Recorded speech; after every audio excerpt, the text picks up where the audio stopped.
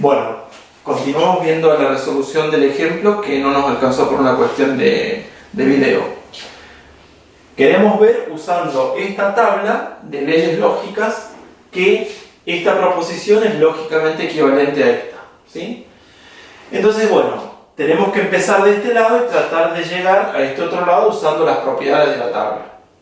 Entonces, ¿qué observamos? Tenemos que usar, según esto, tenemos que usar una propiedad que tenga que ver con la equivalencia asociada a una implicación.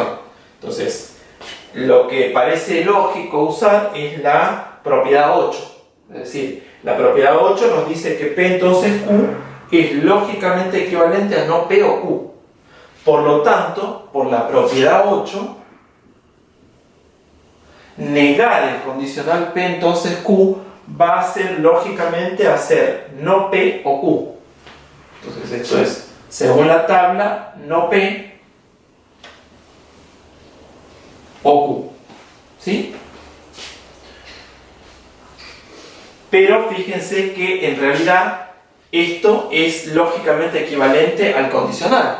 Por lo tanto, y yo estoy negando el condicional. Es decir, que esto va a ser lógicamente equivalente a negar todo eso. ¿Sí?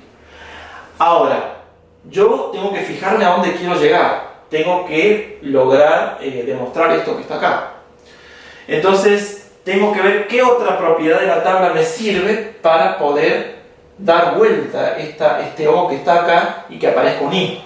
Y que no P, en lugar de no P, aparezca P y que aparezca no Q. ¿Sí? Entonces, la propiedad que nos va a servir es la ley de De Morgan. ¿Sí? Fíjense, acá yo estoy negando un O, por lo tanto, la primera ley de De Morgan me va a ser útil. ¿Sí? Entonces, la ley de De Morgan, que es la propiedad 6, me va a decir que negar esto va a ser lógicamente equivalente a negar no P, cambiar el O por el I y negar Q. ¿Sí? Entonces esto que me apareció acá ya va teniendo el aspecto de lo que yo necesito demostrar. Entonces, ¿cuál es el único inconveniente? Que acá tengo no P y acá tengo P. ¿Cuál es la propiedad de esta tabla que me puede salvar de eso? De reemplazar no P por P. La propiedad de la involución. ¿Sí? Es decir, la propiedad 1. Entonces, por propiedad 1 de involución, puedo reemplazar no P por P y acá queda igual I no Q. Y esto es lo que yo quería demostrar. ¿Sí? Entonces, así, no P entonces Q va a resultar ser lógicamente equivalente a P y no Q. ¿Sí? Bueno, entonces este es un ejemplo en cómo usar las propiedades de la tabla de leyes lógicas sin recurrir a las tablas de la verdad para demostrar equivalencia entre proposiciones. ¿Sí? Veamos otro ejemplo. Déjenme poner la proposición P, entonces Q o R,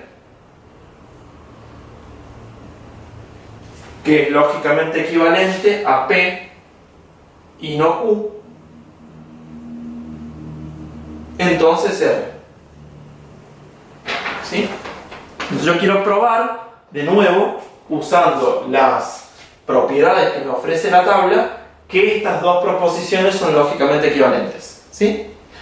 Entonces, de nuevo, yo quiero partir de este lado, usar propiedades de la tabla y llegar a este otro lado. Entonces pongo P, entonces Q o R, y tendría que empezar viendo cuál es la primera propiedad que me sirve para avanzar. Y de nuevo, yo tengo una implicación, por lo tanto, la propiedad que tiene que ver con la implicación debería servirme. ¿Está bien? Entonces, pero, digamos, ahora se va a usar un poco diferente a cómo la usamos en este ejemplo. Porque en este ejemplo tenemos P entonces Q y acá tenemos P entonces una proposición compuesta. ¿Sí? Pero la idea va a ser la misma.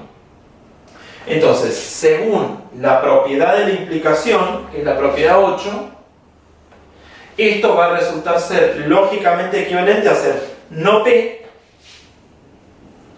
o Q. Pero en este caso mi Q es Q o R.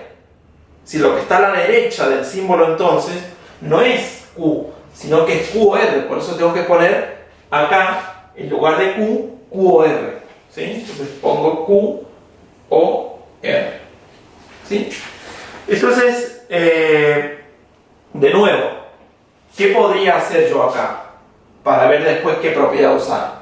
Bueno, acá tengo el único símbolo lógico es que une, es el O. Por lo tanto, yo lo que podría usar acá es la propiedad de asociatividad. ¿Qué me dice la propiedad de asociatividad? Es la propiedad 4. La propiedad de asociatividad respecto de la disyunción. Entonces, la propiedad de la disyunción me dice que esto va a ser, esta es la propiedad 4, me dice que esto es lógicamente equivalente a ser no P o Q o R. ¿Sí? ¿Y por qué me va a convenir usar la propiedad de la asociatividad? Porque ahora, de nuevo, me voy a tener que empezar a volver para atrás con la propiedad de la implicación para que esto vaya tomando la forma de una implicación, porque yo tengo que mostrar la equivalencia de una implicación con una implicación. ¿Sí? Entonces, de nuevo, yo quisiera usar la propiedad de la implicación, pero la propiedad de la implicación de atrás para adelante me dice no algo o algo. Entonces acá yo no tengo no algo, tengo algo o algo. ¿Se entiende? Entonces, para poder usar adecuadamente esta propiedad de la implicación, yo necesitaría tener negado todo esto. ¿Sí? Pero no está negado. Ahora, ¿qué propiedad podría servirme para expresar esto que está acá entre paréntesis como no algo? Si uno mira la tabla, de nuevo la propiedad que me puede ayudar es la ley de De Morgan. ¿Sí? Fíjense, yo tengo la propiedad que me podría servir es la propiedad de la ley de De Morgan respecto de la disyunción. Con esa me puedo volver para atrás y tener todo negado. Por lo tanto, por la propiedad 6 de leyes de De Morgan, esto que está acá entre paréntesis, yo podría sacarle, entre comillas, factor común no, y adentro, ¿qué me quedaría? Fíjense, es como si estuviera mirando esta propiedad que está acá. Tengo que sacar la negación afuera de todo, cambiar el símbolo de O a I, o sea, de disyunción a conjunción, y lo que queda dentro me queda sin negar. ¿Sí? Entonces, fíjense, yo saco, en este caso, saco para afuera, ¿qué me quedaría acá adentro? Me quedaría P, este O se da vuelta por un I, y acá lo que me tendría que quedar es no Q. ¿Sí?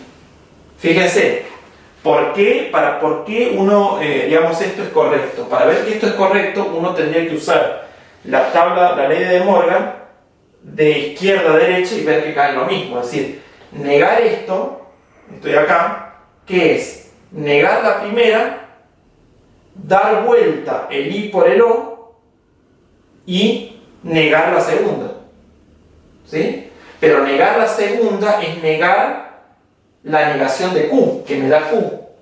Y negar la primera es exactamente no P. ¿Se dan cuenta? Es decir, usando la propiedad, acá lo que he hecho de acá para acá es usar la ley de De Morgan de atrás para adelante. ¿Se entiende? Y este queda igual, queda OR. Entonces ahora me queda lista para poder volver a usar la propiedad de la implicación otra vez. ¿Sí? Porque la propiedad de la implicación usada de atrás para adelante podría permitirme a mí volver a la implicación. ¿Sí? Fíjense que tengo no algo o algo. Bueno, acá tengo no algo, digamos, el rol que juega P en la propiedad lo está jugando P y no Q. ¿Sí? Y el rol que juega Q lo está jugando R. Por lo tanto, por la propiedad de la implicación, esto va a ser lógicamente equivalente a poner P, en este caso tengo no P, tengo que poner P. En este caso tengo no esto, tengo que poner esto sin negar. ¿Sí? Entonces me quedaría P y no Q. Entonces, ¿quién? Q, pero el rol que está jugando Q acá es R. Por lo tanto, acá tendría que poner R. ¿Sí? Y eso es lo que yo necesitaba demostrar, que era lógicamente equivalente a P y no Q, entonces R. Entonces así, el condicional P entonces Q o R resulta ser lógicamente equivalente a P y no Q, entonces R. ¿Sí? Entonces esta es la forma que uno tiene de probar equivalencia entre proposiciones sin recurrir a la tabla de la verdad, simplemente recurriendo a propiedades que están enlistadas en esta tabla. Es decir, puede resultar ser mucho más práctico y directo probar equivalencia usando propiedades de la tabla que usando las tablas de la verdad. ¿Sí? Bueno, esto es lo que tiene que ver con, digamos, acá cerramos con lo que tiene que ver con tautologías o leyes lógicas. Ahora, en lo que vamos a estar interesados es en ver lo que son las funciones proposicionales. ¿Sí?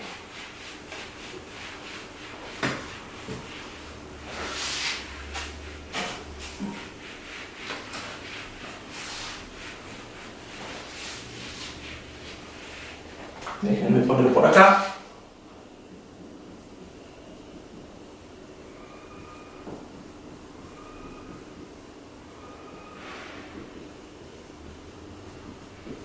¿Sí? Entonces, ¿qué van a hacer las funciones proposicionales? Para entender un poco las funciones proposicionales, vamos a acordarnos de lo que eran las proposiciones. Es decir, las proposiciones eran expresiones declarativas de las cuales tenía sentido decir si eran verdaderas o falsas. ¿Sí? Ahora, puede ocurrir que uno tenga una expresión o una oración donde existe una variable. ¿Sí? Y cuando uno especifica el valor de esa variable, esa expresión se puede convertir en algo verdadero o en algo falso. Es decir, se puede convertir en una proposición o no. ¿Sí? Bueno, cuando aparezca una expresión en donde el sujeto directo sea una variable, eso es a lo que vamos a llamar una función proposicional. Entonces vamos a definir formalmente lo que es función proposicional. ¿Sí?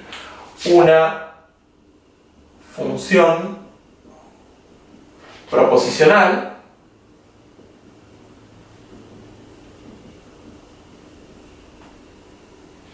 en la variable x es una expresión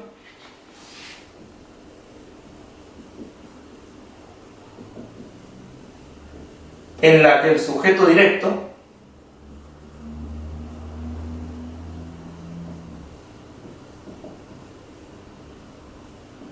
es x. ¿Sí? Es decir, una función proposicional va a ser una expresión donde el sujeto directo es x. Cuando se especifique el valor de x, puede convertirse en una función proposicional, en una proposición, perdón. Pero si no se especifica el valor de x, entonces puede no ser una proposición. ¿Sí? Veamos un ejemplo de funciones proposicionales. Antes de seguir con el ejemplo, vamos a poner una notación para cortar y no escribir siempre función proposicional. Vamos a poner fp para referirnos a una función proposicional. ¿Sí? Entonces vamos a poner como ejemplo la función proposicional p de x que dice x es impar. ¿Sí? Entonces, fíjense, es cierto, digamos, esta claramente es una expresión, pero ¿va a tener sentido decir si es verdadera o falsa? Bueno, no. ¿Por qué no va a tener sentido decir si es verdadera o falsa? Porque no está especificado el valor de la variable x. Es decir, acá x, por ejemplo, podría no representar ni siquiera un número. Y en el caso de que represente un número, esto podría ser verdadero o falso. ¿Se entiende? Si pongo x igual, si por ejemplo x vale 3, p de 3 ¿qué me dirían? Que 3 es impar. Y ahora sí tiene sentido, cuando especifico el valor de la variable por un número, sí tiene sentido decir si es verdadero o falso. En este caso sí es verdadero, ¿sí? Se convierte en una proposición y en una proposición verdadera, ¿sí? Pero por ejemplo, si el valor de x fuera 2, P de 2, ¿qué me diría? Que 2 es impar. En este caso se vuelve a convertir en una proposición cuando especifico el valor de la variable, porque ahora tiene sentido decir si es verdadera o falsa. Y en este caso va a ser falsa, porque 2 no es impar. ¿Se entiende? Pongamos otro ejemplo. Por ejemplo, la función proposicional que nos dice que la ecuación, si se cumple la ecuación 2x más 1 igual 0. ¿Esto es una proposición? Bueno, no. No, porque así como está escrita, no tiene sentido decir que es verdadero o falsa. Ahora, si yo especifico el valor de la variable, puede llegar a tener sentido decir si es verdadero o falsa, ¿sí? Es decir, esta es una ecuación que va a tener una sola solución y va a ser cierta para esa solución. Para el resto de los números, no. ¿Está bien? De hecho, la solución va a ser x igual menos un medio, ¿sí? Es decir, si x vale menos un medio, p de menos un medio, que va a decir 2 por menos un medio más 1 es igual a 0, va a ser una proposición, porque tiene sentido decir si esta igualdad es verdadera o no. Y de hecho va a ser verdadera, porque esa es la única solución que tiene esta ecuación. O sea, en este caso, al especificar x igual menos un medio, se convierte en una proposición y además en una proposición verdadera.